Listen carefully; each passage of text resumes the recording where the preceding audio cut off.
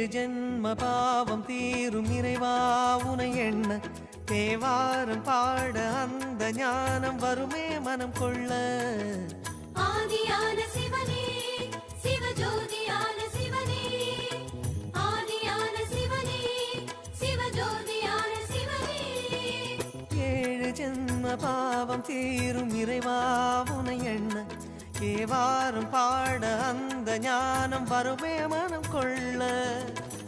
தாழும் நிலை வாராமல் காப்பவன் நீதானே, வாழும் வழி சொல்பவனே வள்ளல் பெருமானே. அண்ணாமலையானே அன்பின் பொருள் நீயே, அருணாச்சல சிவனே ஆற்றல் வடிவோனே. சக்தியின் கலையாய் பக்தியின் நிலையாய் தோன்றும் சுடரோனே. உன்னா